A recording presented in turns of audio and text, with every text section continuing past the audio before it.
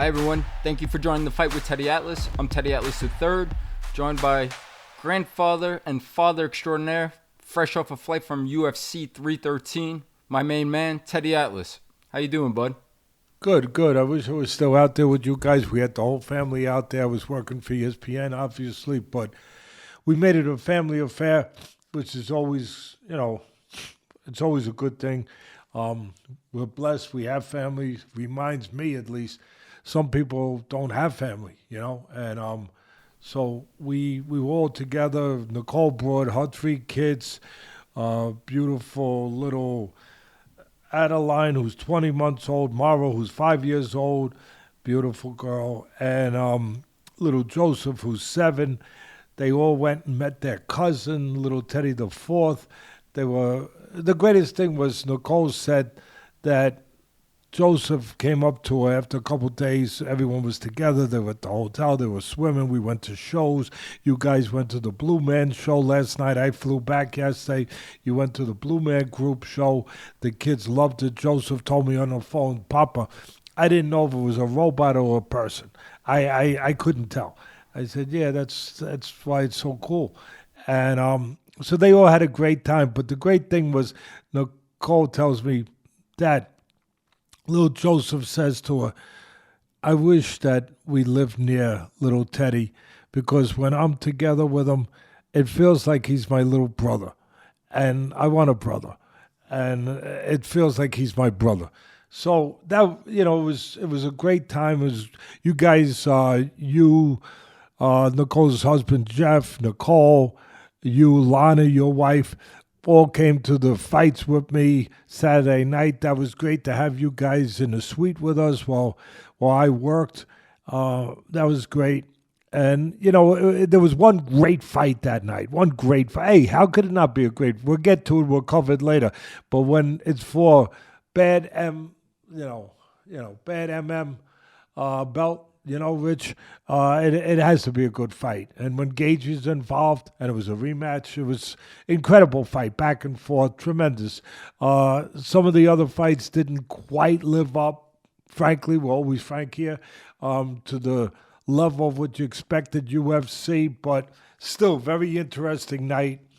And for me, again, just very fortunate that you guys could all be together, that we could all be together to enjoy 3 days in Vegas with all the kids and have a good time and go out to dinner. We went to Peter Luger's.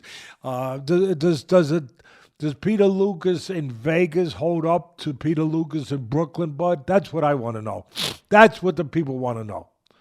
Well, now that I've tried their burger, their steak, and their bacon wedges and everything else on the menu, I'd say yes. But what do you think? I still take Brooklyn. I don't know. Maybe it's a psychological thing. I remember one time my father, who wasn't a drinker, all he did was work. But he was a special man, great man. Worked for his family. Actually built 2 hospitals. So people, especially the first one, only had 22 beds in it. It was pretty crazy. He built it years ago, of course, so that people that couldn't afford proper hospital care could get it, and he would absorb the cost. So I remember his vacation was once a year. He would fly to Puerto Rico way back in the day. He loved Puerto Rico. He would fly there. He would fly after his office hours on Saturday after he did his house calls. He did house calls till he was 80 for free.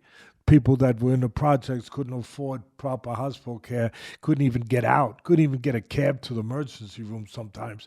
So after he got done his last house call, his last office visit, his last hospital visit on late Saturday, he'd take a late flight Saturday, get there, and then Sunday walk on the beach, roll his pants up, walk on the beach, and have 1 pina colada, and then come back and go to work. I mean, that was his vacation. That's all he needed. That was it. And he took me with him one time.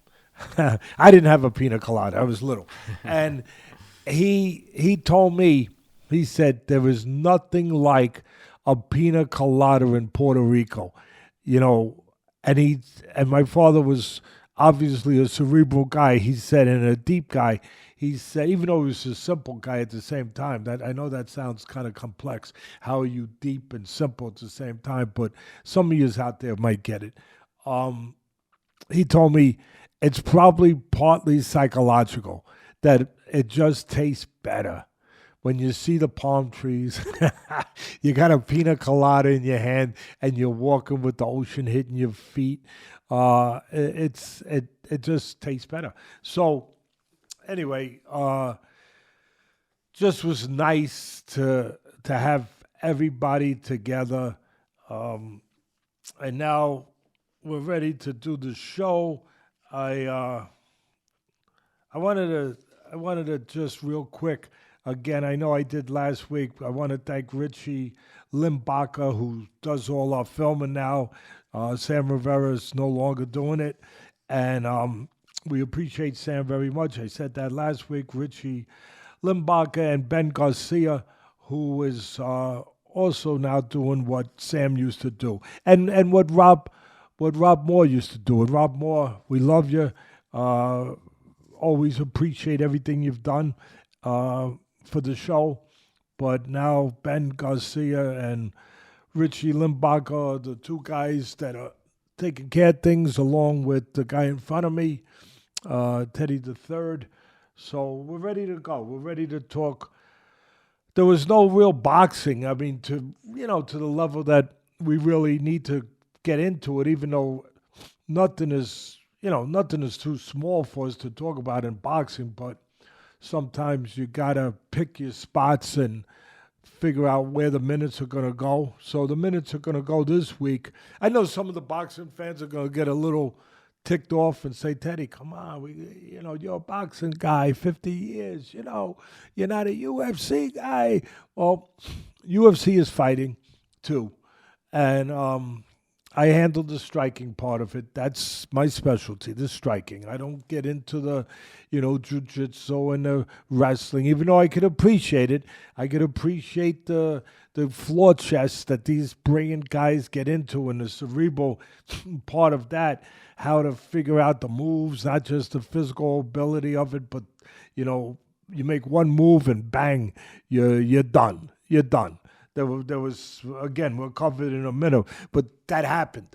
That happened in a fight where I'll get into who it was when we get to the fight, but he's on the floor, his back's on the floor, he's losing around, he gets his legs around the man's neck, he gets a scissor lock in place, and all of a sudden, the guy who's winning is no longer winning. I mean, you can't make a mistake with these guys. That's just like boxing. Boxing, you make one mistake, you get hit with a right hand or a left hook or whatever. Same thing. When these guys are doing their thing on the grappling, on the wrestling, on the jiu-jitsu, you make one mistake, you're done. And I'm going to give it to you now, Bud. Take us away. I want to say one other thing about Richie. He got a haircut for people. I know some of you were actually commenting on it. Yeah, he got a haircut. He listened to me. I said it like 3 times. He came in Monday. He's got a haircut. He looks good. He's ready to go. My man. Let's go. Yeah, he's looking sharp over there, Rich. We will have some boxing talk. There wasn't any fights in the ring this week, as you said, to recap. But we did have some big news, and we'll get to that after we recap the UFC 313 card. So with that being said, we'll start off with the first main card fight of the evening. It was the lightweights, Mauricio, Ruffy, and King Green. Vicious KO, a spinning wheel kick. This one didn't last long. I was getting there and saying hello to all the great guys there, and Dominic Cruz and Chael, and I didn't even get to make it to my seat. It was over. King Green was face first on the canvas. What'd you think of this one? Has to be early candidate KO of the year. Yeah, definitely. Look, Ruff is a dangerous guy. He's undefeated in the UFC. Green is a veteran. He switches. I love Green. He comes to fight. Well, they all come to fight, but he comes to fight. And, Green was winning the first round. He keeps his hands low. He's loose. And you see right away that Ruffy was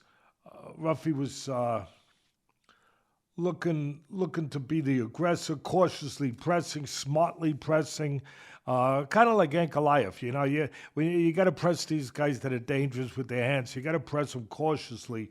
Ruffy landed a straight right. Green was southpaw. I thought that was smart, even though Green had the edge early on.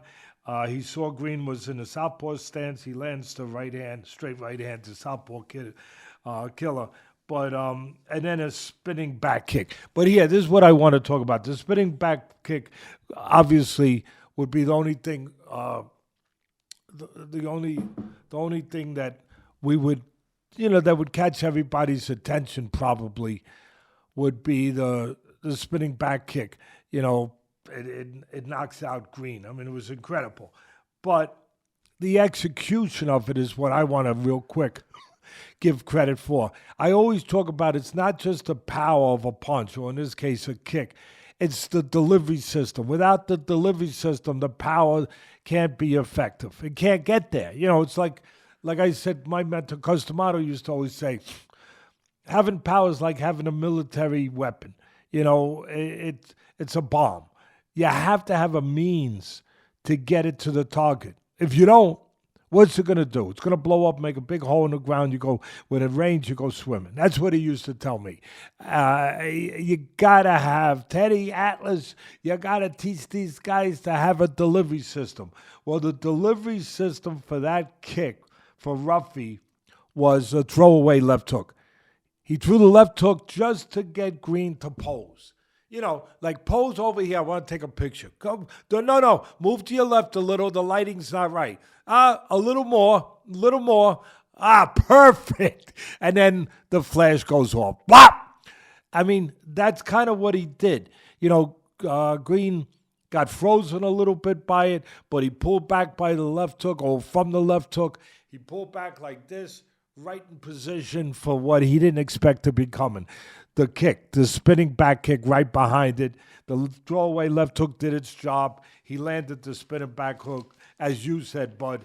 It's going to be hard to beat that for a knockout. It was sensational. Next up, who's up next? I'm going to be like Joe Pesci today and my cousin Vinny when he got finished with the guy in the court. I'm through with this guy. And my man Ben, he's gonna get that up. I know he's gonna get that up. He's gonna get it up. He's gonna grab for the folks out there that love when I go into this movie place. He's gonna grab that scene from my cousin Vinny, and you're gonna see it up there with this. Go. I'm finished with this guy. Yeah, next we had the ladies, Amanda Lemos versus Iasmin Lucindo. Lemos won by unanimous decision.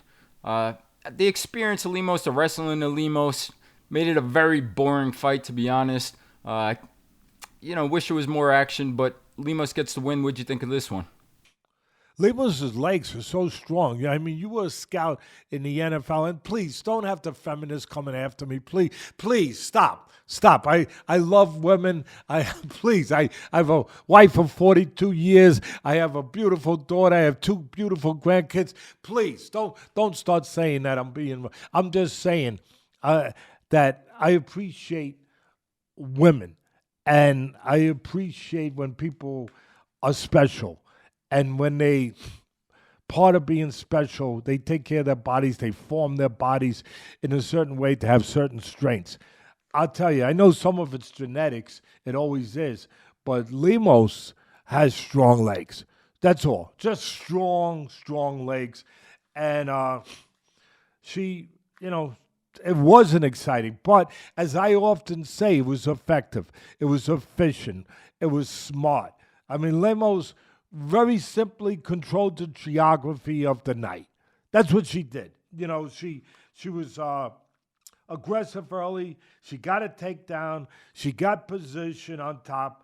Not able to do a lot of damage. Lucindo was good at defending on the bottom, but she had control. She had position.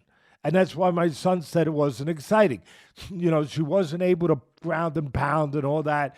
And then second round, For the most part, I'm looking at my notes because a lot of fights, I don't want to be inaccurate because I know if I'm inaccurate, I know what's coming. I know what's coming. I know. You guys, right? I know. I know you guys are coming.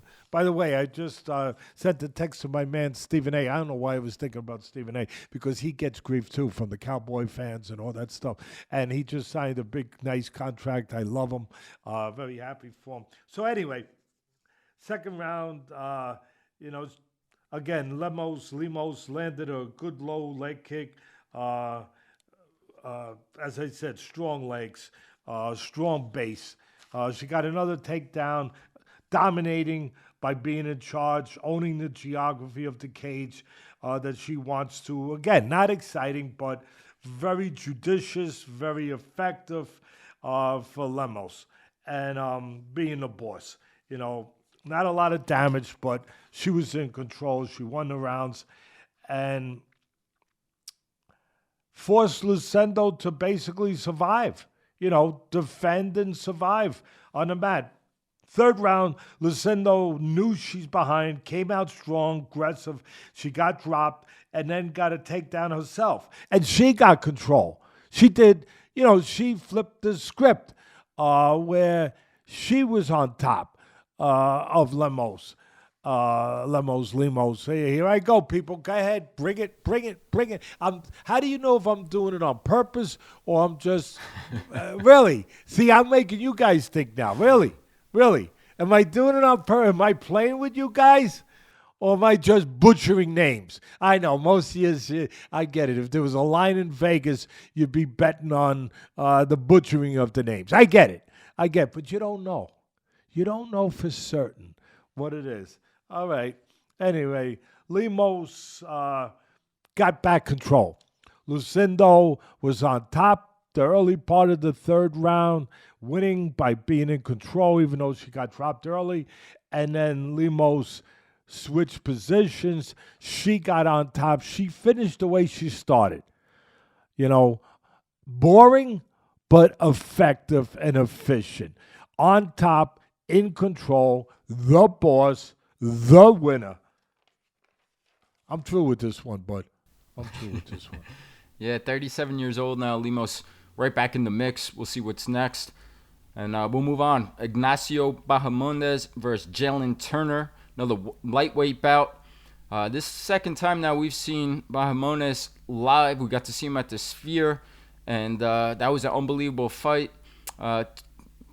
Two lanky, long guys. I thought they were going to feel each other out, see them on their feet, right to the ground. And, Turner was on top. And then Bahamondes works the triangle choke, gets the submission. Only took a couple minutes. Another extremely impressive performance by him. After the fight, Turner, very emotional, has lost 4 of his last 5. He announces his retirement. We'll see if that holds up or he changes his mind. But what'd you think of the fight? What'd you think of the performance by Bahamondes? I love Turner. He's given us, if it is his last fight, I want to say, Turner, listen, I want to start with you. You earned to retire, you earned the right, you earned the respect of all the fans, all the MMA fans. You always gave it everything. You came, you made exciting fights. You always gave your all. If it is your last fight, thank you. Thank you for just those fights that are memorable, giving us 100% every time you got in that octagon.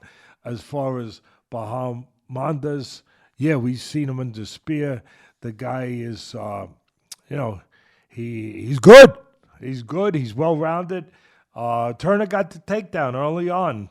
He's on top. He's in control. Not a lot of damage because Bahamondes knew what to do on the bottom. And he sure as hell did know what to do, didn't he, bud? He sure as hell knew what to do. Take advantage of your guy's mistake. Get him into a false sense of confidence. Let him be on top. Let him get a little bit, let him get a little too aggressive, a little too handsy, looking to strike. Let him stand a little too erect, lead him into that spider web. Lead the beetle into that spider web. See, that's what I like to do, is break it down. We know the obvious. He choked him with a scissor like of legs. I mean, that's nasty. If you had brothers in your life and when you were a kid, you probably know what that feels like. You probably know what that feels like because you probably had a brother, especially if he was an older brother, who put you in one of those, whether you liked it or not, right? And if you were lucky, mom or dad broke it up before you got submitted. You could give him credit for allowing Turner to be a co-conspirator to his own demise. And that's the cerebral part. That's being calm in an uncalm environment. That's what I'm here for. To kind of be your guide. Yeah, your guide. To not just the obvious, just to say, oh, there's the Grand Canyon over there, people. You see the Grand... yeah, we kind of continue. That explain to us, how did the Grand Canyon get formed? How did it come here? What's that behind the Grand Canyon? Oh, okay. That's what we try to do here, is be your guide to those subtle little things. And in this case, they were subtle. He allowed Turner to stand a little too erect, get a little too, confident, if you will, and to forget what you should never forget when you're in there with a guy who knows what to do, whether it's jiu-jitsu, grappling, whatever the form of flawed chess that it happens to be, they know what to do. You make one mistake, I was talking about in the opening, Bud, you make one mistake in that business, and just like my business, you make a mistake, you get hit with a shot, the night can be over. Just as quickly as it started, it can be over. You make a mistake with a guy on the floor, the night can be over. The night was over. Turner got caught up in a scissor lock, and that was about it. That's, as they say, that's all she wrote. Bahamondes squeezed those legs like a vice.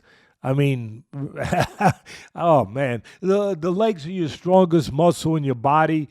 Well, really, the mind is the strongest muscle, but we're talking about physical forces right now. From a physical standpoint, the strongest muscle is the legs. He used the legs in a very smart way, and that will bring us. I'll leave it to you. I want to take it away, but that will bring us to the best fight of the night. A guy two guys probably, but a guy in Gaethje that just doesn't know how to make anything other than good fights. I mean, that's why he fights for something called the BMM belt. And, I don't want to curse. I never have. 5 years now, whatever it is. I haven't yet. Richie, don't make me start cursing. Thank God you got that haircut. Thank you. Thank you, Rich. You're my man. Yeah.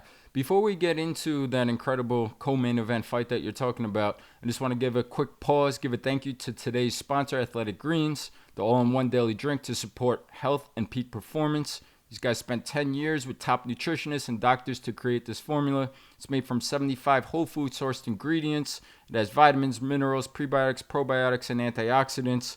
This is an insurance policy for your body's health and immunity. Simply visit athleticgreens.com/atlas to claim your special offer of 10 free travel packs. All right, with that being said, let's get into the fight of the night. Justin Gaethje, Rafael Fiziev.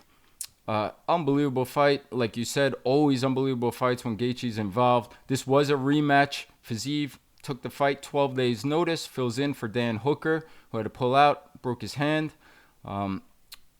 I thought the first round, such an explosive, twitchy guy Fiziev is, right? How dangerous he is. I thought he had a really good first round. And Gaethje makes adjustments, has a beautiful, huge second round, nice right uppercut, drops Fiziev, wins a round, and then we go to the third round. And in the third round, I thought whoever wins this round wins the fight. Fiziev starts fast. I thought the first minute and a half or so was all him.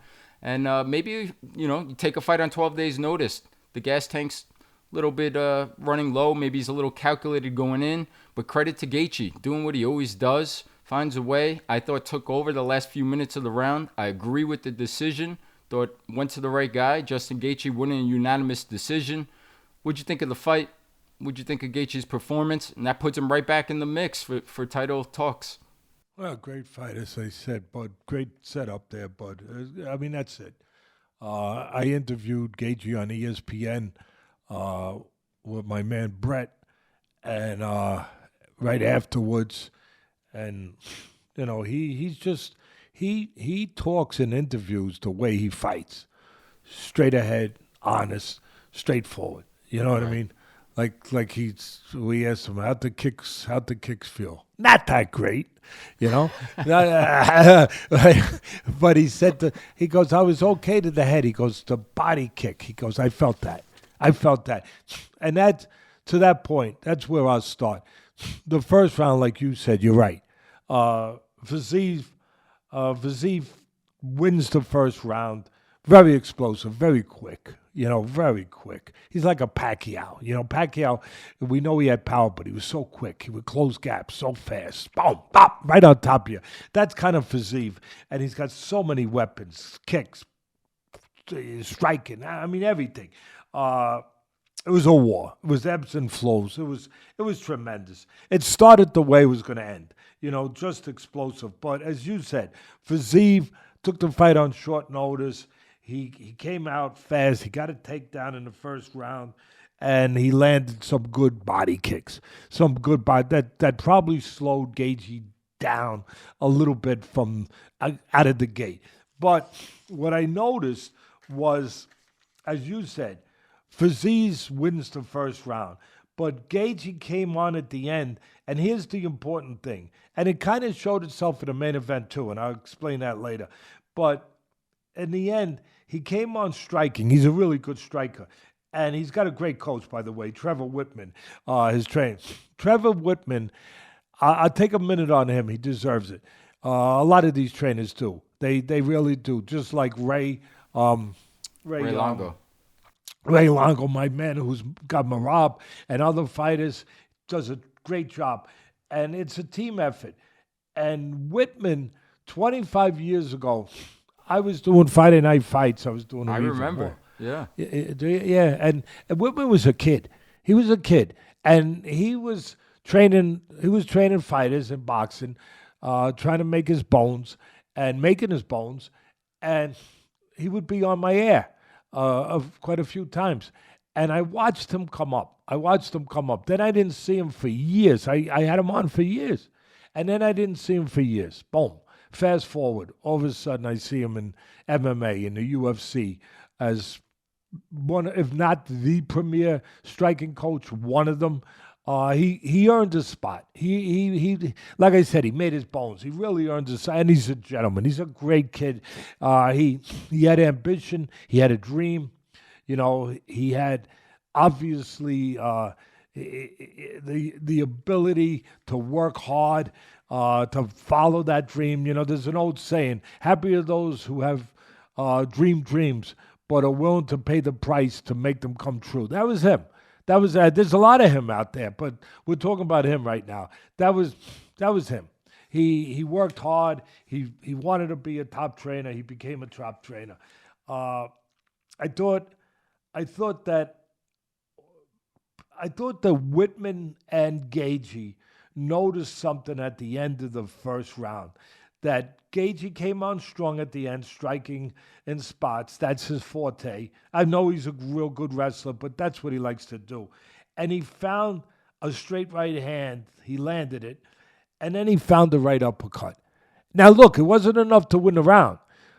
It was enough for his trainer and him to build on, to say, hey, put this in a computer. Put this, lock and load this. Put this data, because that's what good fighters do. They can lose a round, but they see something. They analyze it. They're like the what's the name of the Terminator? The Terminator. Hey, Ben, get ready, Ben. A little more movie stuff. The Terminator with the red lines. He looks at you. He figures out he's got the red lines going here and there, and he starts breaking you down. Weakness on the left. Okay, I'm going to attack from the right. And the good fighters, they computerize what they see in a round, even if they don't win the round. and they use it. And he saw that there was a home for the right uppercut. And sure enough, second round, what's he do? He goes and he uses the right uppercut and he drops. He lost the first round. He probably gets a 10-8 round, right? I mean, no, I don't know. I don't know if it's a 10, but he dropped. In boxing, you drop a guy, it's a 10-8 round. Unless the other guy comes back so strong, then it could be a 10-9. But he drops him with the right uppercut. The left hand, I know some of the fans out there are going to want me to touch on this. I know his left hand was behind his neck, holding him in position. I don't know if that's legal or not. I don't think he was doing it to be illegal. I think that it was there. And that is allowed. He's holding him in the clinch, that Muay Thai clinch. Yeah. See, in boxing, it's not allowed. That's why I brought it up. But in boxing, you're not allowed to put your hand behind the guy, hold him, and then position him, hold him, and okay, stay here for me, will you, bud? Well, no, a little to the left. Okay, good. What? You're not allowed to do that in boxing. Matter of fact, there was a fatality that they attributed to that. I think it was a prior fight, but it was with Gene Fulmer. No, it wasn't Gene Fulmer. I'm sorry. That was the prior fight. It was with Emil Griffith against Kid Perret. Benny I Perret. think it was, Benny Perret. It was for the welterweight title, and there was a lot of bad blood. It was a tragedy, and Perret was in the corner. He had called Emil Griffith, who was a great fighter. He had called him some nasty names, and they had. That was part of the build-up of the fight, having bad blood, the whole thing. Two great fighters, and he got him in the corner. And Griffith got him in the corner. He was starting to pummel him, and he had his hand behind him and was hitting him with uppercuts. His head couldn't give. And when your head can't give, of course, you're taking a blunt. You're taking more of the force than you would if your head could give, right? That's pretty simple to understand that. And he wound up collapsing, and he never recovered. I think, and a lot of real boxing guys feel that, and Customato always said this, 3 or 4 months earlier, Perret had been in a war where he took a lot of damage with a big, strong guy named Gene Fulmer, a bigger guy, took a lot of damage. And in those days, they got right back on the horse, the whole thing. And he probably got damage from that fight and didn't really get enough time to recover. Whatever. The bottom line, it was a fatality in the ring, and a lot of people attributed to holding him behind the head. The referee was in a bad position. He couldn't see it, that his hand was behind the neck, and that Griffith was hitting him with the uppercut while he was holding his head. Anyway, as you said, and as you rightfully made sure that we got this right, it's not a foul in the UFC. And he wasn't holding him. Let me make sure I'm correct about that and clear about that. Gaethje wasn't holding him to the point where his head couldn't get. He kind of positioned him. He got in the clinch. He put his hand behind him. He kind of moved his head a little bit over, and then he hit him with the right uppercut. Beautifully done. Beautifully executed. Took the round for Gaethje, and as I said, he saw an opportunity to land that punch from the end of the first round, the round that he lost. But he saw an opportunity to do it. He did it, and then it came down to what you said, bud. It came down to who's going to win. It was a war, back and forth, 1-1. Who's going to win the second? Who's going to win the third? I saw it the way you saw it. I saw, again, Fiziev's short notice. Give him all the credit in the world. He takes on this monster. A lot of these guys do that. But he takes on this monster on short notice, 12 days notice. I'll give him both credit. Maybe his petrol, his gas tank was starting to go the needle was starting to go the wrong way, right? Towards the E. But I give credit to Gaethje. He stepped it up. He stepped it up to make sure that there was no petrol left. You can save petrol if you don't have to push the gas pedal. You can save gas. He made him push the gas pedal, to Gaethje's credit. To Whitman's credit, in the corner, I know he told him, come on, push, push, push, push. We got to take advantage of this. What good is it knowing that he took it on short notice if we don't take advantage of it? So he wins Fiziev wins the first half of the third round, comes out really, as he does, explosive, quick, doing a good job, striking with the kicks, with everything. But Gaethje, where he impressed me is he's always balanced. He's a terrific striker. Why? Because he's always got his legs under him. Like we say in boxing, he doesn't get over his skis. He doesn't let his head get out in front of his legs. He brings his legs. I teach that. Good trainers teach that, where you wanna have your legs under you at all times, where you're balanced and you can get power. You're not out of position. And you're not vulnerable defensively that way, where you're reaching in, you're leaning in, and you're more vulnerable to counter punches. He's got his legs under him. He closed the gap. That was the key for me. Fiziev, a little quicker, very explosive. He needs a little room sometimes. Get those legs off, get off some of those quick hands. And he had to close in on him, but he had to do it appropriately. And he did. He closed in. He brought his legs. He got into a striking position. And Gaethje, I said it, I'm going to repeat it. He's a hell of a striker. He puts combinations together. I love it. I mean, Fiziev does too, but Gaethje a little higher level. And what did he do? He closed the show. He closed the show in the third round. He took advantage, maybe, of the other guy on 12 days' notice with the needle going the wrong way in the gas tank.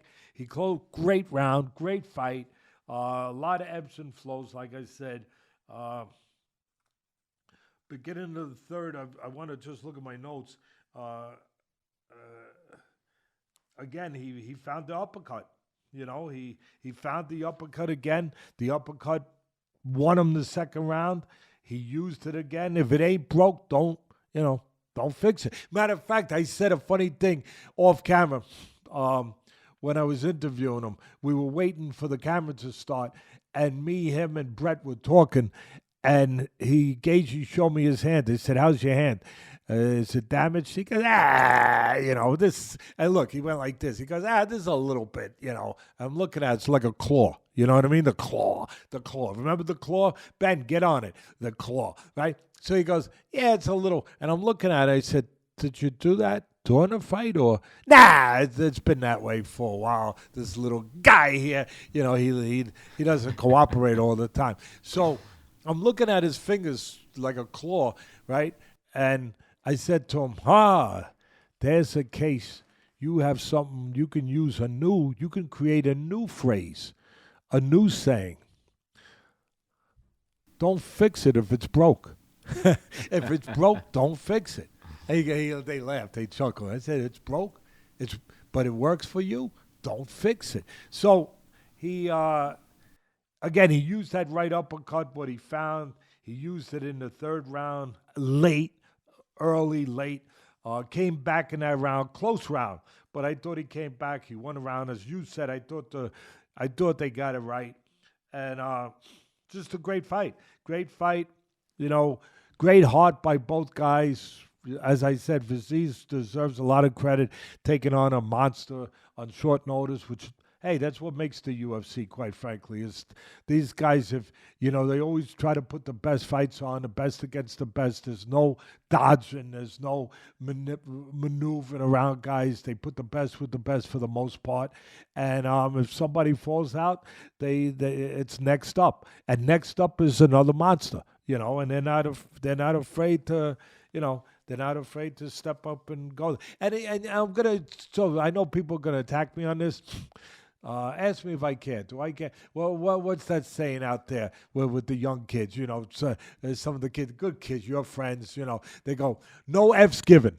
No F's given. All right, that's all. That's as far as I'll go with that stuff. I don't want to get vulgar here. That's as far as I'll give. But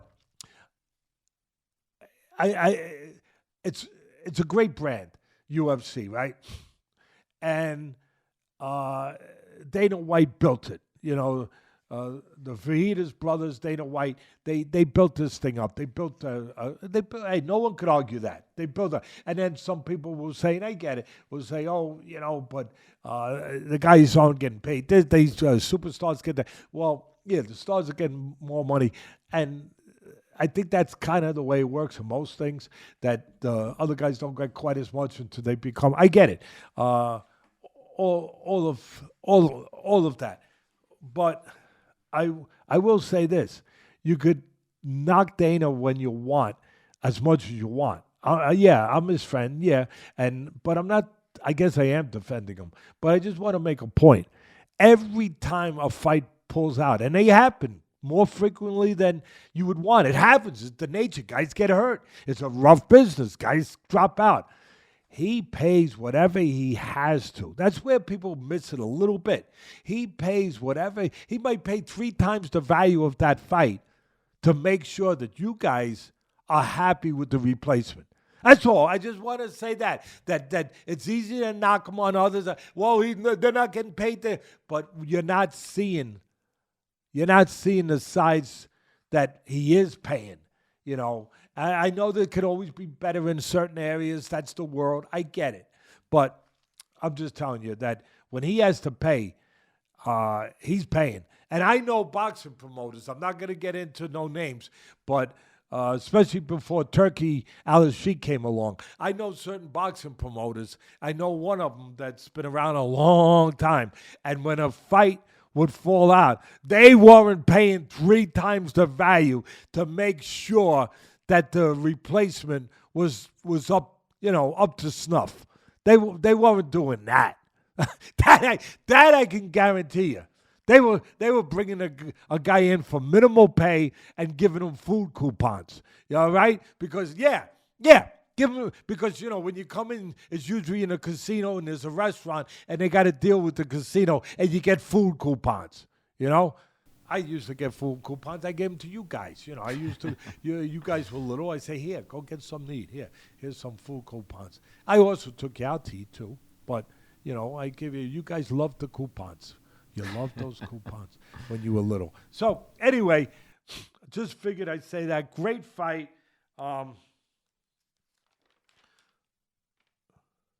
That's it. I mean, I could go and see a trilogy with that one. I mean, well, you can't have a trilogy if it's not 1-1. It's 2-0 for Gaethje. So I want to see Gaethje. I would think he probably gets he probably gets a title fight. I think he's kind of earned he's a number spot. 3. He's ranked right? number 3. He's right there. Yeah, he's in the conversation. No and I know he came off that very rough loss. He was probably out for almost a year. Let's give him a little credit for that, too. I give credit to Fiziev, which he deserves it, taking a fight on 12 days' notice. But, man, Gaethje, it was close to a year, I think, Bud, that he, That's what I wanted to say. This was his return fight since losing to Max Holloway with the vicious knockout in the final seconds at UFC 300. So, yeah, he overcame that, as well as Fiziev, obviously, from the mental side, to put on another extremely impressive performance. And like you said, great fight. I was bummed, I'll be honest, when I heard Hooker was out. But this lived up to all we could ask for a replacement fight. So tremendous by both guys. Can't wait to watch what's next for Gaethje. Anybody he fights, sign me up. So with that being said, let's move on to the main event of the evening. Light heavyweight championship of the world. Alex Pereira versus Magomed Ankalaev. Ankalaev has been very patient. He's waited a long time for another crack at it. Came through, wins a decision. I thought, a lot of people thought will Pereira be on the ground? He showed good takedown defense. Ankalaev, the whole fight in its entirety was in the stand-up. He mixed up, right, some of the striking, some clinch work. And in the end, gets a decision. He's the new champion. Some people out there think there was a robbery. Some people think Potan won. I saw Ariel Helwani and others saying 3-2 Potan. What'd you think of the decision? What'd you think of the fight overall? Well, me and Dominic Cruz both picked before the fight. We both picked Yeah, Pereira. Ankalaev. Ankalaev. I'm You sorry. nailed We it in last week in the preview too on our show. Yeah, I picked Ankalaev to win. We did a fight plan that if you guys didn't see it, go and look at it somewhere, or ESPN stuff. I don't know where my son. Yeah, it was on you. ESPN. It's also on ESPN MMA website on YouTube with Dominic Cruz and Anthony Smith. That was a great piece. Yeah, great guys, and smart guys, and guys that really know how to teach as well as know how to fight. The real deal, the real McCoys. And it was a good fight plan. And in the fight plan, we were pointing out how Ankalaev could win and what he needed to do or not do in some cases to win the fight. And for that one, I'm not always right. You guys remind me of that. I mean, I need to be reminded. No, I don't. But you do anyway because you love me. I know. So you try to help me and you remind me. So I get it. I appreciate it. But this one, we got it right, as the great Mickey Duff used to say, the great promoter who I was close to over the years in boxing. He used to say, Teddy, even a blind squirrel finds an acorn every once in a while. So I find my share of acorns. I try to store them away a little bit. And look, it was not exciting. It was efficient. It was effective. It was smart by Ankalaev. I thought I watched the fight with the great Chael Sonnen, the great Dominic Cruz, two very smart former fighters. Dominic Cruz, maybe some people think maybe the greatest bantamweight champ of all time in the UFC. Two great commentators now, but great fighters. And they both had to score the way I had it. They had it 4-1. The first round was the only round that we gave to Pereira. Now, again, as you said, some good people out there, some smart people out there, respected people out there thought that Pereira won the fight. Dana White might have thought. I'm not sure. I know that he's looking for an immediate rematch. I know he mentioned that in a post-fight, and I get it. It makes sense. And Pereira, one of the big stars. I was happy, not happy to see Pereira lose. I have no dog in the race either way, but I was happy. I admire both guys, but I was happy to see the judges, what I thought at least, got it right, because there could be a lot of pressure not to take the belt away from the star. And he's one of the biggest stars in the UFC. No and me, Chael, and Dominic was saying that before they said those words that you and Nicole, my beautiful daughter, the lawyer, she's a lawyer. She puts me on trial quite a few times. What you and her heard when you were about 7, she was about 9, maybe a few years older than that, but very young, both years. When I had Michael Moore fight Holyfield the first time, you guys were waiting to hear one thing. And you kept saying it before they said it. Like right. Some of the people sitting next to you in front row, what does this kid keep saying? And knew. And then finally, Michael Buffer says, and knew! And you guys had that beautiful smile that any father would give anything to be able to see that on their children. To just part of success is not the greatest part of success is not private. It's the ability to share it with loved ones. That's success. To be able to share it and use it to make other ones, your family, your children, if you're blessed to have them, happy. And that was the greatness of that event, was being able to share that moment with my loved ones, my wife, my 2 children, at that time. So that's what we were waiting. Me, Chael, and Dominic, are they going to say and knew, or are they going to say and still? And we were, again, maybe surprised, but happy. Again, no dog in a race. Both guys, either one would have been fine with us. We admire both. But to see that we thought they got it right, that they weren't influenced by the guy being one of the big stars, which is always healthy. Healthy for the sport, healthy for everybody at the end of the day. So, how did it happen? Well, you guys saw it, but I'll go into the microscope a little bit. In the lead up, in a preview for it, I talked about not what Ankalaev only had to do, what he had to make sure he didn't do. And I know I look at things different than a lot of people, but that's the way I approached it. Even in the fight plan I did with Dominic and Anthony, I said it's not just about what you got to do with Pereira. It's what you got to not do. You got to make sure you're not a co-conspirator to your own demise, that you don't make mistakes. You got to kind of do what Merab did against O'Malley, who's a tremendous counterpuncher, tremendous striker, tremendous boxer. You can't make mistakes. You can't get over anxious. You can't get the skis, your head up in front of the skis. You know, what we talked about earlier. You can't reach in. You can't do his job for him. You can't cooperate. And then what do, Ted? You have to back him up, but you got to be cautiously aggressive. You got to do what Customato used to tell me when I was a young fighter and then a young trainer, very young trainer.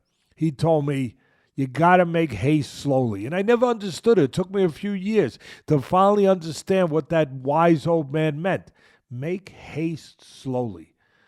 Be aggressive, but not too aggressive. I get it. And that's what Ankalaev did. He backed up Pereira, kept him from being set, kept him from having his legs under him, kept him from being a dangerous counterpuncher, but he didn't do it in a way that would have led him into the lion's den, into the putting his head, basically, for the most part, into the lion's mouth. He didn't do it recklessly. It's great to be aggressive. Efficient, effective aggression, not reckless aggression. And that's what you saw. You saw him take little steps, legs under him, didn't reach in, didn't make for an exciting fight, but made for a smart, effective fight for Ankalaev. And if he did it a little bit, just wrong, and we showed this in the fight, we talked about it in the preview last week on our show. That's why you got to pay attention. You got to watch the show because sometimes we get it right. Yeah. So, and then you could go to MyBookie or any of those outlets out there and you could put a little play. You know, never bet with your head. Don't bet over it. Bet with your head. Don't bet over it. Only if you can afford it. But you could put a little peanut here and there on something. And Ankalaev was a small underdog, not a big underdog. The bookies are pretty smart usually. Yeah, it's plus 105. It's almost a big one. Yeah, they're pretty smart. They really, even though Pereira's the boogeyman, they're pretty smart. But to my son's point, Ankalaev, in the opening of this, you talked about, you know, how he's waited to get this. He didn't waste a moment. You know, some people wait, but then a moment gets lost. He didn't waste a moment. And he has been on a winning streak. He has not lost for about seven years. I don't know what it is exactly, but I know that you'll look it up. I know him and his only loss was in 2018. Yeah, so that's 7 years. And so I thought I might have had that right. So this guy's been on a hell of a winning streak. He lost early in his career. You know, he made a mistake. You can't make mistakes in that cage. He made a mistake, and I think it was a triangle choke, if I remember correctly, by a guy who's really good. He has a PhD in triangle chokes. I believe that's how he lost. And then he learned from that, never made another mistake. 7-year winning streak, and then he beats the boogeyman, Pereira. Again, in the setup last week on the preview here and on the fight plan, we talked about you got to back him up. But if you let him get a little too far behind, he'll counter you. You got to stay right with him. You got to stay right with him as you go. If you get just a little way, you give him too much room, he can set up that kind of left hook. You know, bop. But if you're moving him back and you stay close enough with him as he goes back, he can't get set. But if you let him get a little ahead of you, where he can get set, well, he's dangerous. And the funny thing, watching it with Chael and Dominic, two guys that are former fighters, are smart, do understand the perils of that octagon, they kept saying, "Bud, this is dangerous." Even though they thought he was winning, they said, this is dangerous, this is dangerous, this is dangerous, this is dangerous. And to the final bell, this is dangerous. Oh, okay, it's not dangerous anymore. Okay, because they understood you couldn't make one mistake with this guy, Pereira. And just to really do the proper analytic work on this one, it came down to before the fight even started. There's two fights when you fight Pereira. One is the stare down, and the other is the physical fight. He can evaporate you in that stare down. Man, it is intense. But I had made the point in the breakdown last week and doing a fight plan with Dominic and with Anthony Smith, that Ankalaev, coming from the region of the world that he comes from, I didn't think that the stare down was going to evaporate this guy. These guys are wired differently. They're brought up for combat, for warrior, tribals type stuff. Yeah, they're geared mentally. They're immersed in that kind of thinking, that kind of bathing of the fire, where mentally, psychologically, they are being prepared for that part of the battle, where it's not just only the learning how to be on the floor, the grappling and all that magnificent stuff, but the code of a warrior. That is being imprinted into their psyche. So I didn't think that he would be evaporated by the stare. And he wasn't. Some people are. And just again, not exciting, but effective fight plan and execution. Pereira wins the first round on leg kicks. Man, he was destroying Ankalaev's legs. Destroying him. Matter of fact, Chael and Dominic was saying this keeps up, the guy's he ain't gonna be able to walk. He's gonna have to turn from southpaw to orthodox. It's gonna take away his striking game, and he's not gonna be. And by the way, a lot of people did think he was gonna do the takedown. I didn't think it would. I had said in the pre-fight, I didn't think he would go for the takedowns because I don't know what it is. Even though he's good on the floor, Ankalaev, he strikes a lot in his fights. He strikes, and I think it's his pride. He wants to show that, I can beat you this way too. He's got a lot of pride. They all do, but I think it's partly that in his mind, he wants to win it his way by not saying, I had to take you to the floor. I think that and that legitimizes the win to him. I know that sounds stupid, but I think part of it, I always talk about the psychological part being 75%. I think that in that case, psychologically, he wants to show you that he can beat you that way too. And he's got the other thing if he has to go to it. And to the credit of Pereira, his takedown defense was magnificent. It really was. It was magnificent.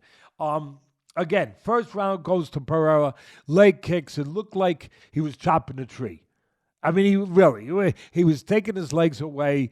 I talk about going to the body in my business in boxing, and you take air out of the tires. He was removing the tire from the freaking car. It looked like he was going to be up. He was going to be up on cinder blocks. When sometimes you go by and you see they robbed the car and the guys went to work and as the car got stripped and you just see the body of the car up on cinder blocks. It was starting to look like that was what you were going to see, but Pereira didn't keep up the leg kicks after the first round. He didn't. Now, part of that is Ankalaev, because Ankalaev started backing him up, didn't allow him to deliver. He was not, as Dominic said, and as Chael said, he wasn't checking the kicks well, Ankalaev, the first round. But then he started controlling range well. He wasn't absorbing those kicks anymore. And they did do a lot of damage. Even after he won the fight, you saw him limping. I mean, you know, they did a lot of damage. So, but to his credit, he didn't let it continue. He stopped the bleeding by not allowing it to continue after the first round. He loses the first round. Pereira controls it with the kicks.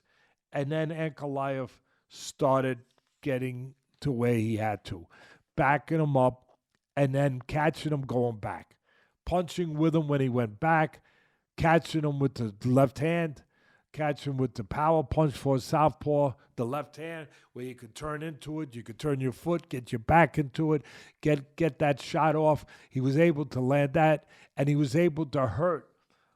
That's really where he got the momentum, where he was able to hurt Pereira at the end of, what round was that? The end of the second, maybe? Yeah, I believe round 2. He really wobbled him. I mean, he bell rang just in time for Pereira. Yeah, he landed the big left hand, hurt him at the end of the round. Perfect. Like you said, Bud, I made a note here. It was the second round, won the round. Third round, I think a lot of people are going to say, Teddy, the champ should have got it and all this stuff. There wasn't a lot being done by either guy. No, there wasn't. But ring generalship. I think ring generalship came into play. You hear that word so much, you don't know what the frick it means. You know what I mean? Really. Yeah. But I think that it showed what it means. There was a good illustration of it by Ankalaev. I think he won. He won the second with that big punch, no doubt about it. But I think he won the other rounds with ring generalship, pushing him back. Yeah, I would agree with that. Right? Not letting the other guy be effective striking the way he normally is. Not letting him. There's two ways that Pereira's effective striking. With the counter, especially the left hook, like a Joe Louis, 6-inch left hook. Unbelievable. Bop! He gets you like, I talk about the spider leading you into the web. Come on, Beto. Hey, Mr. Beto, come here.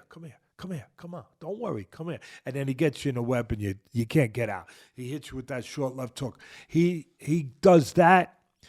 And then if you lay out on him, he extends those long arms and he keeps you at the end of his punches.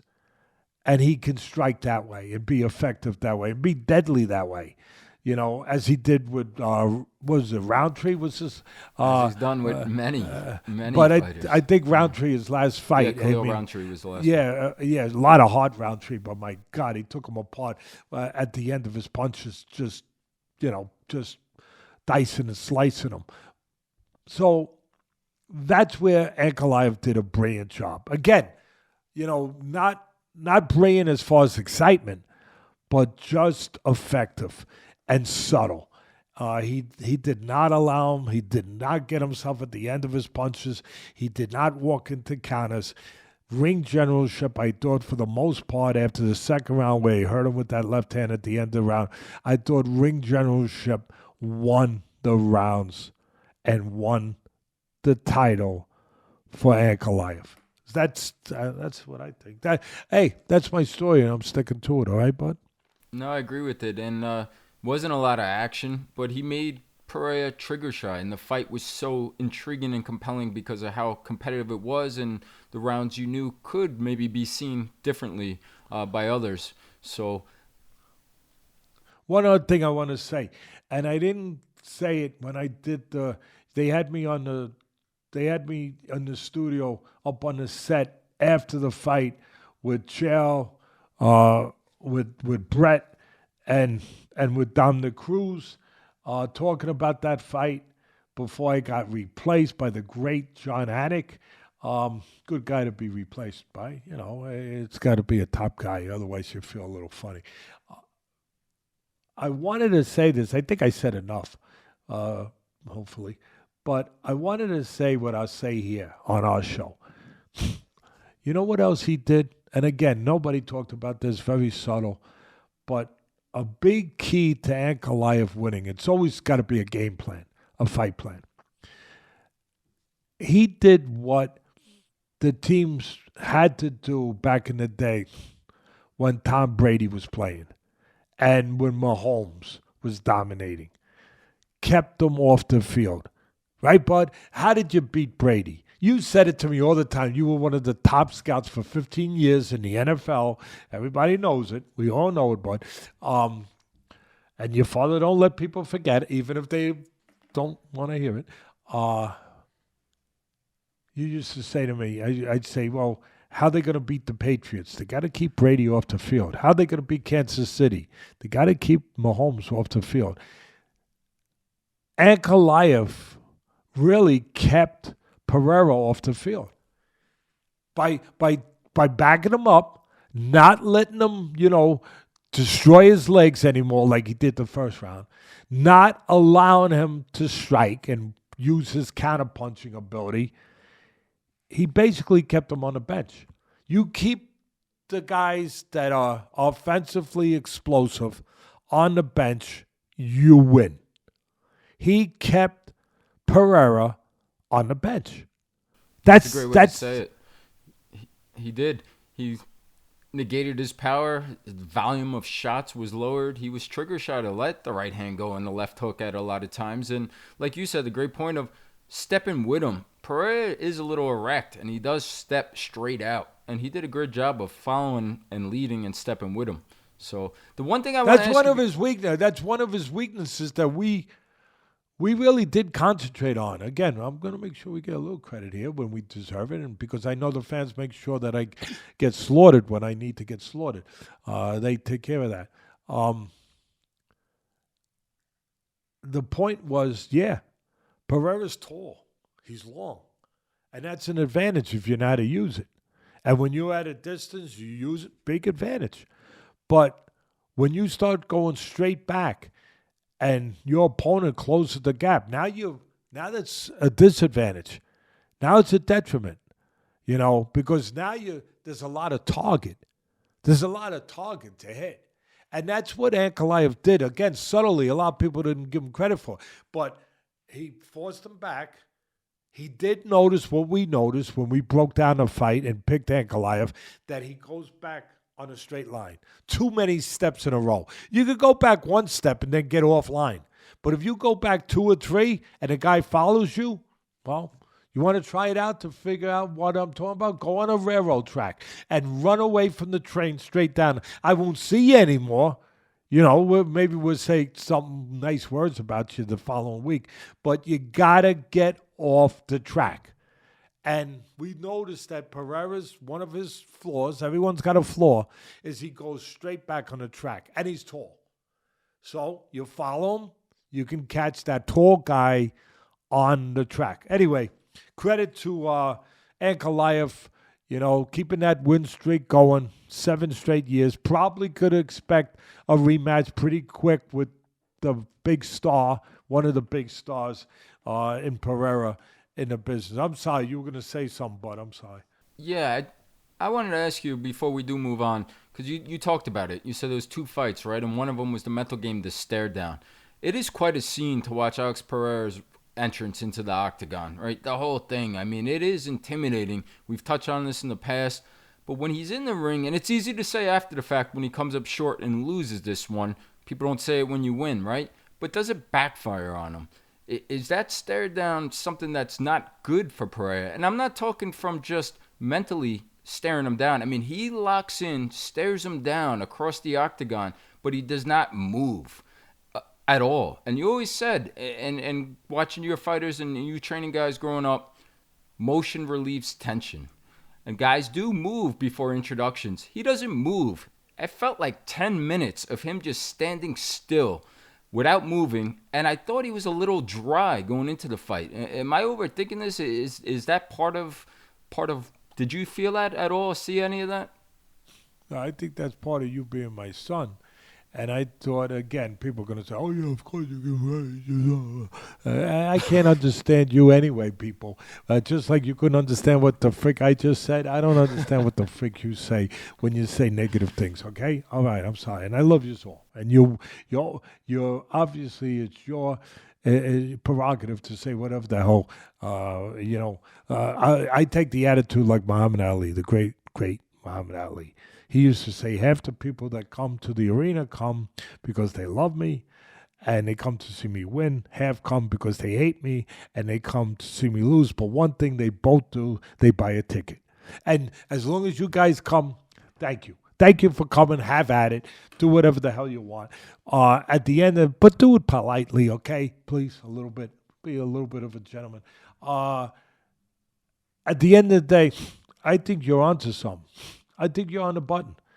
Yeah, I'm gonna be careful. And if you didn't bring it up, I would have avoided it probably. And I don't avoid a lot of stuff. I don't want to take credit away from the job Ankalaev did. I don't want to give that impression. But there are thoughts out there that, and I was asked that night, there are thoughts out there that was Pereira not Pereira? Was he a little off? Was he a little bit that he looked like he wasn't as animated? He wasn't as electric. He wasn't as charged. Was there a little, it was the light bulb a little dim. To my son's point, maybe. Take nothing away from Ankalaev. If he didn't do the job, he wouldn't have won. And do what he did, what we just broke down. But maybe, because that's a great point. You stand there, the positive of it, you got to get that to wrist. The positive of it is that you can evaporate your opponent. There's no doubt about that. The negative is you spend 10 minutes frozen. I always say motion relieves tension. Keep yourself loose. It's natural. It's nature's way of dealing with tension. If you see a father, in the maternity ward, waiting for his child to be born, what does he do? He paces up and down the hall like, oh my God. He's nervous. He's going up and down. Nature takes care of you. Nature knows how to take care of us and save us when we need to be saved. Help us when we need to be helped. Motion relieves tension. I always tell my fighters, no, don't sit still. Get up, move around, And now you're concentrating on weakening the guy with that stare, which it does do sometimes. But now if it doesn't work, what have you done? You have put yourself in a position, I think part of this was there, where you've stood still, no motion, no warm-up, 10 minutes dry. You never want to be dry going in. A lot of times if you have a good commentator and they see a fighter dry, they say, hey, look for the quick knockout. Look for something to happen in the first round, a possible knockdown, because this guy is not warmed up right. This guy's dry. He might get caught cold. So you make yourself you put yourself into a little bit of a possible danger zone by suddenly drying out, just staring at the guy. Like you said, it ain't a normal stare.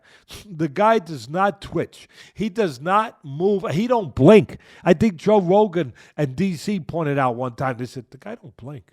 The guy don't blink. I mean, the guy ain't normal. He don't blink. You know what he looked like to me, to your point, when he came, you ever see that move? That move, Ben, get ready, Ben, get ready. You ever see that movie? It was a crazy movie, bud, and the guy was crazy. But Pereira wants you to think he's crazy. He wants to look crazy. Otherwise, it ain't going to work. I know it's his code. I know it's tribal. I know it's, it comes from a place. It's great. But it looks crazy. Remember that movie, No Country for Old Men?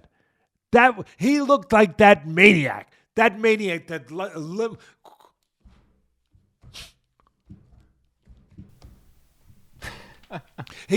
he would come down and, oh my God, what the freak is this? What the hell is this? He looked like that even when he was walking to the ring. He looked like he was limping. I was watching him. I said, oh my God, this guy could play that guy, No Country for Old Men. He's hunting. Oh, he's hunting. And when you do that and you put yourself into that place, into that persona, into that physical, mental, and you're there like Rogan and DC, that you say he don't blink.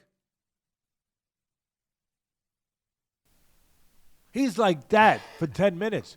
Yeah, you might lose some energy. You might get cold. You might you're trying to gain something, but if you don't gain it on that end, you might lose it on the other end. He might have lost something on the other end. In this particular case, he might have. And I'll leave you with one other part to that, the psychological. That's the physical part.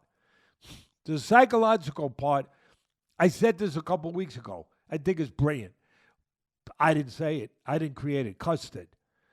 But he used to always tell me, Teddy, when part of your game is to psychologically intimidate somebody, if it doesn't work, the intimidator becomes the intimidated. That happened to Mike Tyson quite a few times, to be quite frank. But the intimidator becomes suddenly the intimidated. That's the psychological part of it. So at the end of the day, you're onto something. I hope the people appreciate we went this deep with it. We went a little longer, but I think it was worth exploring that area because, quite frankly, who else going to explore that? I don't know. I don't know. Maybe you go and find one of these guys I had last summer that comes with a wetsuit and he dove into my pool to try to look for leaks. Yeah, we had a leak, bud. And we had to get this guy. I couldn't believe it. He freaking puts a mask on, Rich. He puts a mask on. You got a haircut. You look good, Rich. He put his mask on. And he goes underwater. And he's searching. He's searching. And he finds the leaks. So, yeah, that's what we're trying to do for you guys. We're just trying to find the leaks. All right? And hopefully your pool is good when the summer comes, and hopefully you got something out of this. We helped you find maybe a couple answers that maybe will help you in the future. Thank you. Yeah, it was a great thorough breakdown, and for all the fights, obviously the main event there. And I just want to thank Charlie Monahan, all the guys at ESPN for taking care of me as usual, and obviously you as well. I had a blast being at these fights. And we'll see what's next. Like you said, we'll see. Sounds like we're going to get the rematch. Maybe Pereira moves up to heavyweight. But I think we'll get the rematch, and we'll get to see him run it back. So, like I said, very good, thorough breakdown. Before we close off today, I do want to ask you the big news in the boxing world. Have to ask you before we sign off. We did have the formation of the TKO Boxing Promotion, TKO. Dana White, Turki Alalshikh joining up. Huge news. I know we need a lot more information and more to come still, but just want to hear your early thoughts. What do you think about it? Listen, this is like touching a hot potato, bud. This is a hot potato for some people out there because a lot of people, oh yeah, right away. But I'm going to give you my opinion. What the freak? But right away, you're going to get some people who say, oh yeah, of course you're saying that because, you've been to Saudi Arabia 7 times in the last year and a half. Yeah, I have. Yeah, I don't hide nothing. With Turki Alalshikh, you like Dana White? Yeah, I do. But I also like telling the truth. And listen, it can be hard sometimes to tell the truth. I'm human. I know it. I don't try to be, I don't try to be perfect. I do try to be as close to perfect as I can, but I don't claim to be perfect. I don't claim to be a person that can't be weak at moments and do what's convenient. I don't claim not to be. I try not to be that person, but I am very aware that sometimes it can be hard not to be a little bit influenced by relationships and things like that. I'm the first to admit it, so you can't even attack me on it. I'll be the first to admit, but I do take pride in telling the truth, in controlling those temptations, in controlling those feelings that are there for all of us. The best I can control them and give the truth. Say what I believe professionally from my 50 years in the business, not based on biases, not based on agendas. And I've done a pretty good job of that throughout my career. Again, I'm not perfect. And every day I try to be better. I'll say it this way. I think that the template that has been there for UFC. Again, you can always look at negative. Oh, they don't all get paid this, they don't this, whatever you want to say. I'm just saying, I think the template that was put in place by Dana White and the Fajita brothers who owned the casinos, who originally bought UFC. Fajita. I think you're hungry for some Mexican food with the fajitas. Yeah, I'm sorry. You're right, bud. I'm sorry. And I love burritos. I love tacos, and I love fajitas. But yes, I'm sorry. And they're good guys. Matter of fact, I remember when they first started UFC, they actually came to me to ask my thoughts about how to make the sport more exciting. Can you believe that? Because you had the Gracies dominating, you had a lot of guys, playing the floor chess on the floor, and not everyone wants to see 15 minutes, 25 minutes of guys on the floor. They want to see striking. And I was doing all the boxing with, Friday night fights. I was out there in their casinos a lot, and they would see me, and they would ask my advice on that. Matter of fact, I told them something they didn't do. I told them, get a shot clock. Get like they have in college basketball or NBA, where there's a 30-second shot, whatever. A shot clock where you can't stay on the floor more than X amount of time. You got to get up and you got to take a shot. You got to strike. So they didn't do it, but it did gravitate. It did move more towards the striking and the standing on its own. It moved that way. Here's my take. That template for the sport worked for Dana White. It made that brand into $1 billion brand. You could knock the crap out of them if you want. You're jealous, you're mad, you're angry, you hate him, you hate that he's bald. My son is bald. I love my son. I don't care what you are. You go, I don't. I love you. But at the end of the day, or you could say, oh, you don't pay us all of them right and all that. Whatever. His acumen, his business judgment to build that brand was simple but genius. Put the best in with the best, and you will build a brand. Build it, and they will come. Ben, get ready. Field of Dreams, Ben. Build it, and they will come. He built it, and they came. And they kept coming, and they keep coming by putting on good fights, competitive fights all the time. Not just names, not just stars, competitive fights.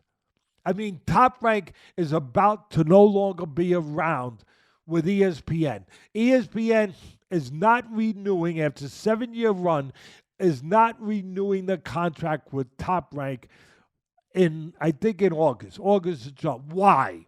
One of the reasons why, and that don't mean I'm 100% right, but they didn't always put the best in with the best. They had their stars. They put A against B, and you had a lot of weeks on ESPN where they were not competitive fights.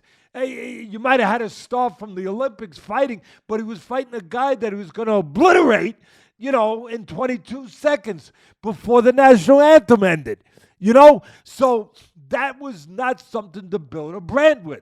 That's not something that the fans, they're not stupid. They're not going to come back to the turnstiles every week to see non-competitive fight. Yeah, they get a bone thrown everyone. Guess what? Fans aren't dogs. They don't want bones.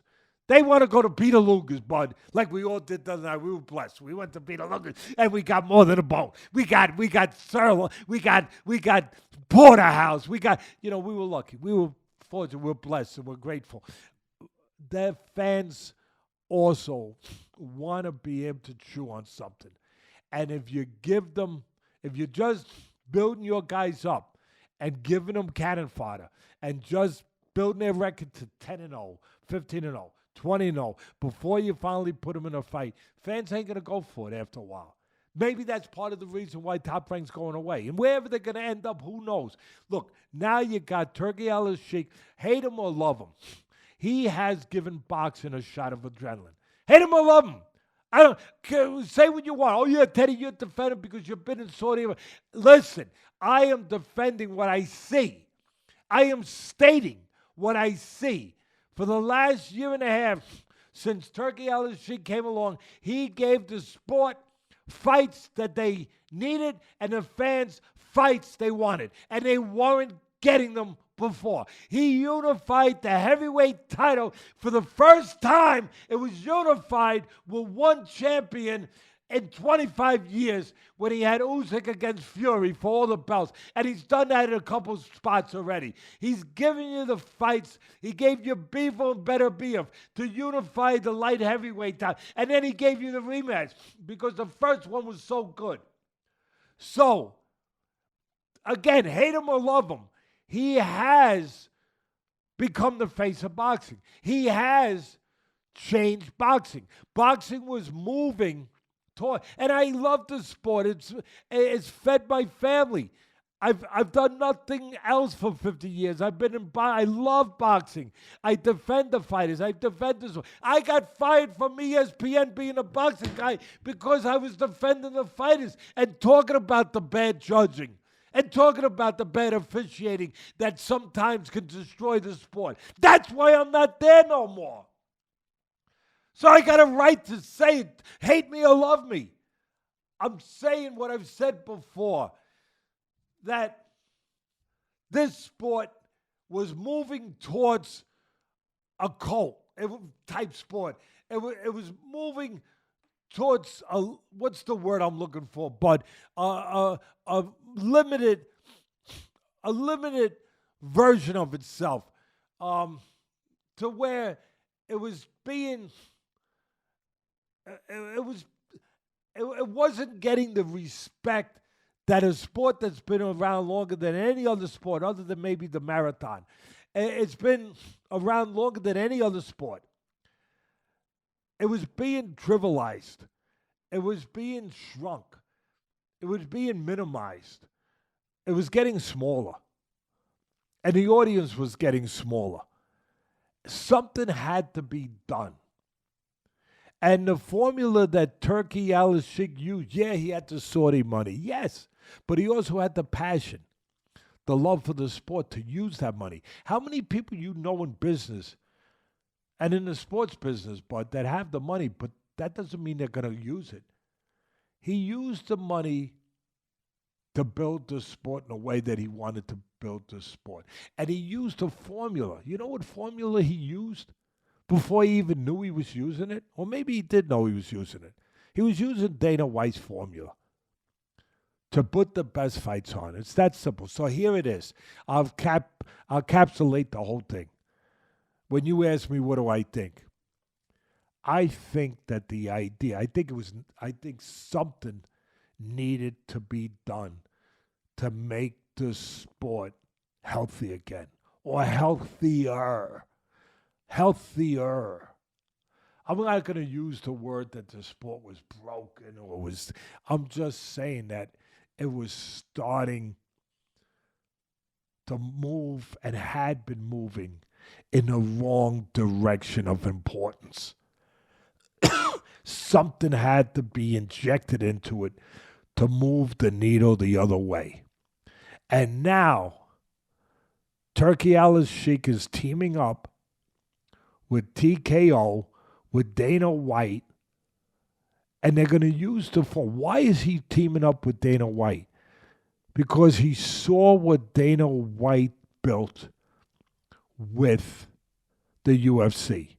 He saw the results of what that brand became. And he saw how he did it. And he figured, why not team up with a guy who's done it already? If you're going to go out there and shop for a certain kind of house, and you want to build a certain kind of building, what do you look for? You look for the contractor, the builder, the architect that built something that you already know you'd like to have, that you saw a picture of it. You looked at a picture of beautiful houses, and you looked at it, wow, that's the house I want. I want to live in that house. And what do? I got to find out who built his house. And that's what he did. He saw a house he liked, and he went and knocked on the door of the builder, Dana White, and said, can you build me a house? like that one? And can we be partners in it? And that's it. So I look at that again as that the sport, I'm not saying it was broken. There's still a position for other, I always like options. There's still a position for other promoters, terrific promoters out there, terrific. Whether it's Hearns or whether Hearn is talking about that he's maybe going to retire from the sport now. Maybe, it's coincidental that it's happening at this time. Maybe it's not, whatever. But whatever, he's been tremendous. Frank Warren's been tremendous. All of these guys. I mean, Aram's had an unbelievable career too. But at the end of the day, they're still going to have their spot. They're still going to have their, there's no doubt. There's a new sheriff in town. There's no doubt that could be scary. There's no doubt that, that's going to eat up a lot of their real estate, if you will. Yeah, but they still will have the ability to do their thing in different places. You still have the option to go over it. But I think that this is a big venture. I think at the end of the day, it'll be good. How long will it last? I can't tell that. I hope it lasts and it goes on and on and on and on because I love this sport and I love the fans and I love the fighters. So I hope it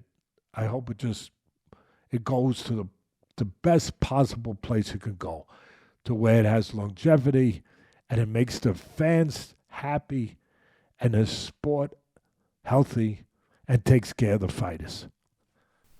That's it. That's my opinion on it, guys. I mean, again, throw the darts all you want. I know my beautiful fans, the greatest fans in the world. They're all great, the Mexicans, the Irish, but the greatest, the English. I know right now you're having your Guinness, you're in there, your wrists are good and snappy. Whop, whop, whop. Because you got darts, you got snooker, you got golf. But you really do back your fighters. Oh, my God. Marcus of Queensberry, baby. You back your fighters. I know you're out there right now, and I know that you don't have the dartboard of Teddy Atlas up in the pub. You don't. You don't. You're not throwing that. Because I know you did have a dartboard like that. You remember that, Bud? Years ago, I made a joke. I said, our fans across the pond, I'm messing with you a little bit. We love each other, and I'm messing with you a little bit. So you're probably throwing darts, right now at a dartboard. 3 weeks later, I get a package. What is this? I open the package. It's a dartboard with my picture on it. I remember that. But it was signed in Australia too. I wouldn't be shocked. Well, it might be. It wasn't as beautiful as the one from England, because the one from England was signed by all their great fighters, by a whole list of their champions. Even Dave Conti, the light heavyweight, I think James Watts was on it. I can't remember the rest, but it was signed by a bunch of their champions. And I got that dartboard, and it doesn't have a single dart in it, because it's got my picture on it. There will never be a dart. A dart will never penetrate that dartboard. Anyway, to the fans out there, we appreciate you, as always. Yeah, I think time will tell, like you're saying, right? There's a lot of people who are skeptical. Al Heyman tried this, right? The PBC model. The one thing we didn't get, the best didn't fight the best. Just because he had all the guys signed up and he had some money behind him backing him, the formula wasn't quite right. And whether he was protecting guys or guys were inactive, for whatever reasons, we didn't see all the PBC guys fight each other. Someone tells us we're going to be seeing them fight each other. We'll see how long it takes. I love the thought. That's the only way it works. That's the only way Dana White's formula, why Turkey went with him. Yeah. If you take something away from the recipe, it ain't that recipe anymore. It's like having a great recipe. Mom's a great cook, right? The best. Right. She's the best. And she makes her own cheesecake. Oh, my father loved cheesecake. And you take one ingredient away from it, it ain't the best no more. And like you said, PPC Al Heyman, he did a lot of good for fighters. He paid them, he overpaid them in some cases. But yeah, he paid them a lot of money. A lot of them became very wealthy with Al Heyman. Tremendous with the PPC. But he wasn't consistent with the formula that we're talking about right now. It's hard. If they could be consistent with that, then the recipe would be, you have a good cheesecake. Okay? Well, there'll be more layers to this, I think, and that's what it sounds like, and that's why we'll wait for more information. We're not just talking about the best find the best. We're talking about maybe one champion, maybe less weight classes, things that you've been talking about for a long time that you'd like to see in the sport, right? And eliminate some of the confusions to the fans out there. Wait, who's the champion in this division? Well, no, there will be no confusion. So I look forward to seeing that. I'm still skeptical in regards to how do we get better judges? How do we get better officials? So the administrators of the sport. So true. They got to right? do that. We That's need got a to be national part of it. commission. That's got to be part of it. The same way you should put, and I'm going to get, here it is. Yeah, I'm so glad you brought that up, bud.